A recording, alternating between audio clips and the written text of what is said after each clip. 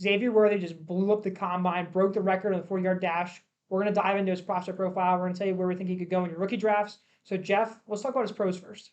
Yeah, as Dalton said, his 40-yard dash at the combine, record breaking 4.21, which is higher than John Ross from a couple years ago. This pretty much will guarantee him good draft capital. Most likely late first round. Could even get to the mid first round. If not, as soon as the second round, he should be one of the first guys off the board. This translates a lot to his tape, and when you watch him on the field, this dynamic speed that he has. He produced all 3 seasons at the college level. He was a true freshman breakout, which is something that a lot of people look for in a prospect. 18 years old when he had this breakout. A great route runner, good separator, and really good yards per route run and yards after the catch. Dakota, tell me a little bit about the negatives about Xavier Worthy.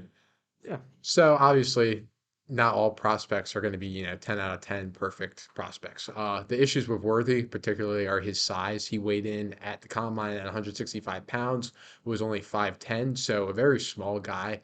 And if you look at the history of types of receivers that small, no one's ever had a top 12 season weighing under 180 pounds. So that's just a concern to look at for Worthy. Obviously, that could change. You've got guys like Devontae Smith, Jordan Addison, Tank Dell that are small that might get there eventually. But as of now, we've never seen someone produce at a top 12 rate, that size. So that is a concern. Another concern for Xavier Worthy is his drops. His sophomore year, especially, he had 10% of his targets were drops. He got that down to 5% this year, so he's improved.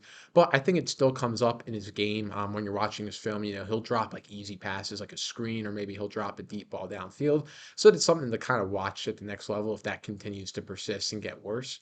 And then the other thing is his role in the NFL. He had great speed. Obviously, we talked about how he broke the record for the combine. But, an offensive coordinator like look at that and go, oh man, he'd be really good as like a field stretcher, just have him run goes down the field and then we open up the middle underneath of the field, right? So we don't want to see like a Marquez Valdez Scantling, right?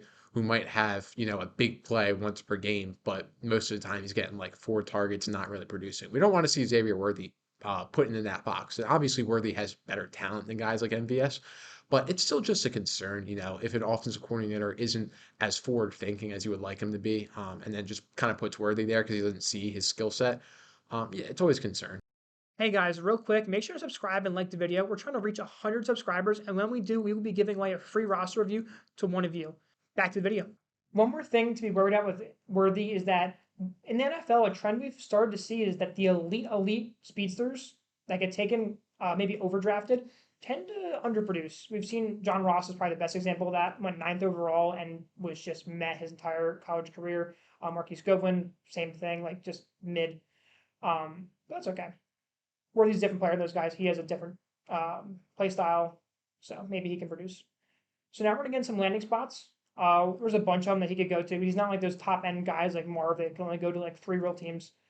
Worthy could go anywhere from the mid first to the early second. That's almost every team in the league, right? But let's look at just a couple here. We have Kansas City, Buffalo, Dallas, Carolina, and Tennessee are the 5 we want to highlight.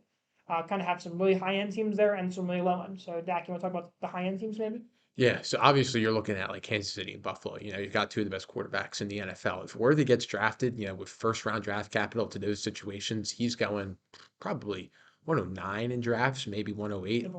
Like, it's going to be exciting, especially in Kansas City. You're just thinking about how Andy Reid's going to use Worthy's speed and had Patrick Mahomes, who has such a strong arm. Same with Josh Allen, too, though. Like, those are quarterbacks that love to chuck it downfield, and Worthy is the perfect guy for that, obviously, talking about his speed.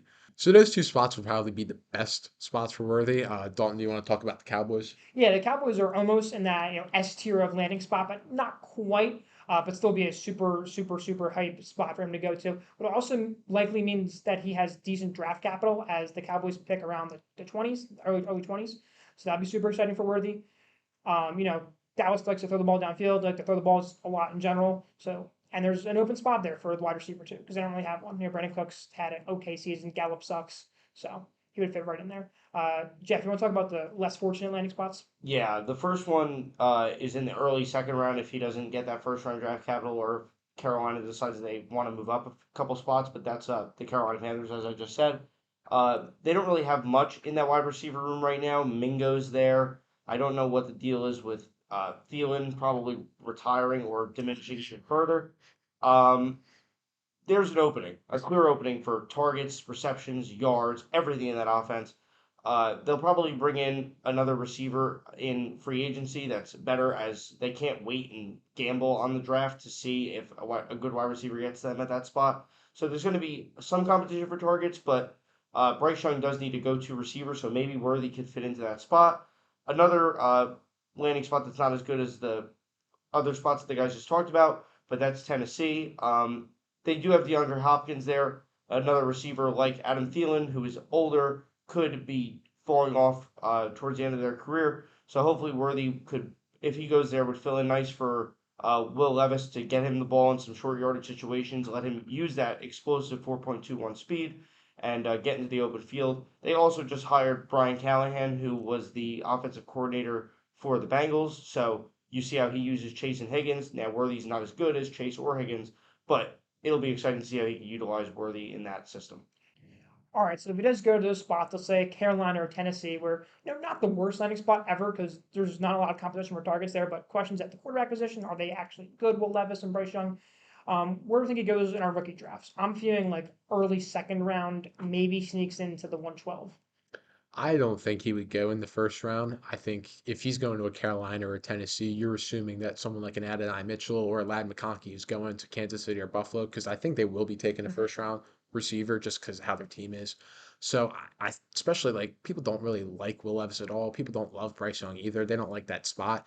So I think if you put Worthy in that situation, I think people are just going to kind of tend to not view Worthy as a first round pick, and he'll be going in the second round. Would you like Worthy in the second round? I think that's a good value there in terms of being on a. I mean, there's upside there, right? There's inherent upside in being on a team that has a lack of targets competition, like the Carolina Panthers, right? It has upside at quarterback. But Bryce Young was a first overall pick a year ago. Like he has upside. So yeah, like the lack of target competition on Carolina would gives you upside, and people are gonna love the 4.21 speed. And same thing with Tennessee.